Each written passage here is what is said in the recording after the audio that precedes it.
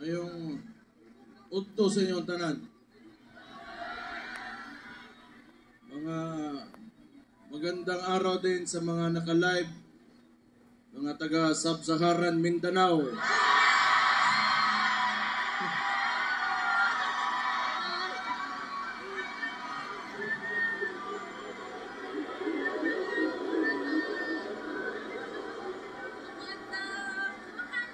Diba mo, bago ko sa gulo na nako Tagaw ug Bisaya aron gatong mga makadungog makasabot po itong mga uban natong naminaw diha nas gawas. Unang-unas tanan magpasalamat ko sa inyong ginapakita ang suporta sa akong amahan.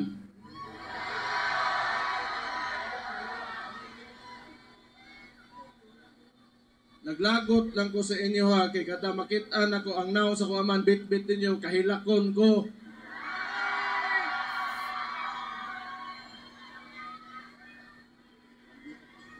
Mugara pod mo. Usobo ko magpasalamat sa tanang Pilipino sa tibok kalibutan na nagapakita og suporta kay PRRD.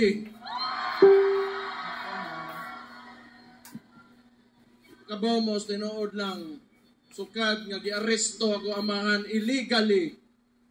Wag yun ko kasabot sa kong gibati. It has been a roller coaster of emotions for me, tinuod lang.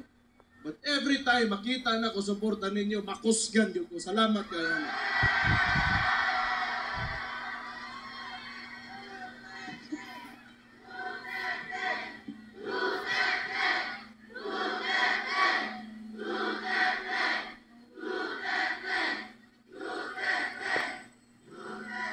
Siguro gamiton ko ni nga nahimo kong vice mayor ninyo, mayor. Morning sa termino nako karon, morning last na nako nga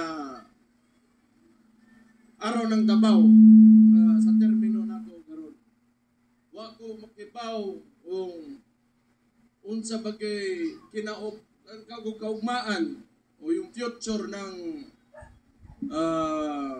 sistema ng politika dito sa Pilipinas. Kaya it seems to me the stories that I've heard about martial law and oppression is synonymous with the Marcos family name.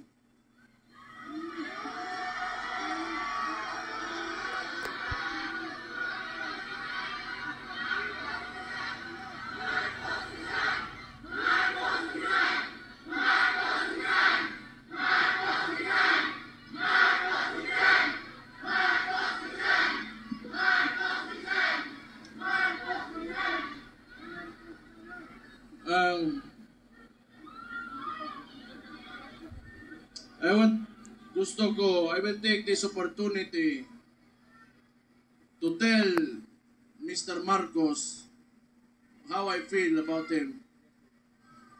Mr. President Marcos, you will never be loved.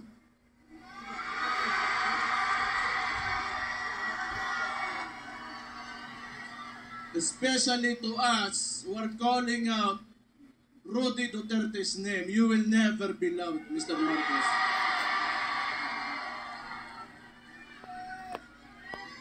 We will stand up and we will fight back.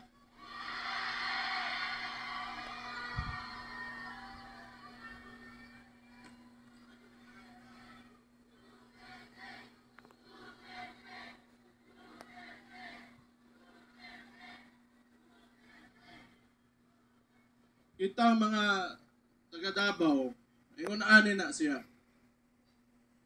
Labi nanto mga dugay dire o niya kanang nituo sa plataporma o politika sa kuamahan. Nga ilang gikuha kaning administrasyon ni Marcos o si Bongbong Marcos mismo. Binigay niya sa ICC. Murag wala lang ing ato na lang nga murag walay nahimo ang atong pinalanggang amahan diri sa Tundak Bayan. Ibaw mo, di ko matingala gyud tinuod lang.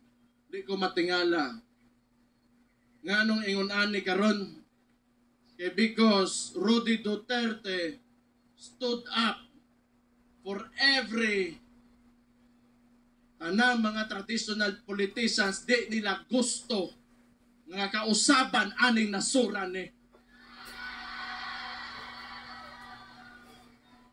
Una, along aning with Marcos o kaning mga uban ring mga bagagnaw ng mga politiko,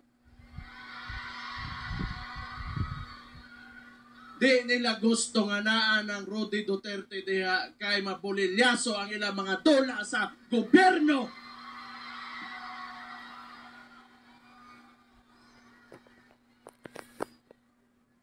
Gusto ko lang ni Ingnon kay Bongbong Marcos.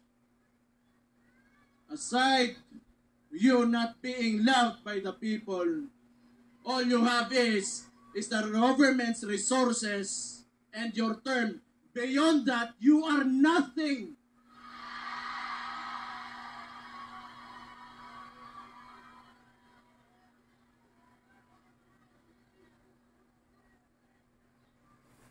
Kalimot uroy ang putang ina. Kita'y nagtabang sa iya makalingkod sa diha karon sa ginalingkuran.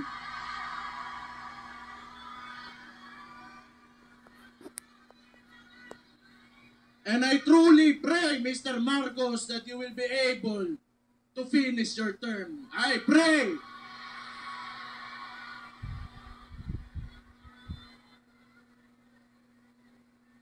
Di ko ta matingala. Kay kung ang sabo para sa ilang para pampadugay sa oras sa trabaho, ang sabo sa tuwa, mudaot o mga pamilya, mga komunidad, o mga inosenteng kinabuhi.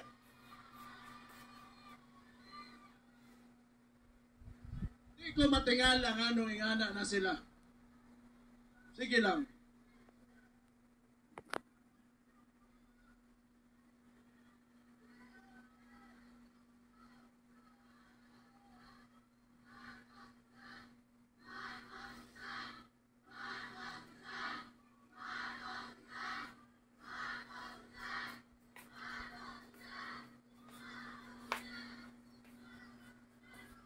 Iba mo,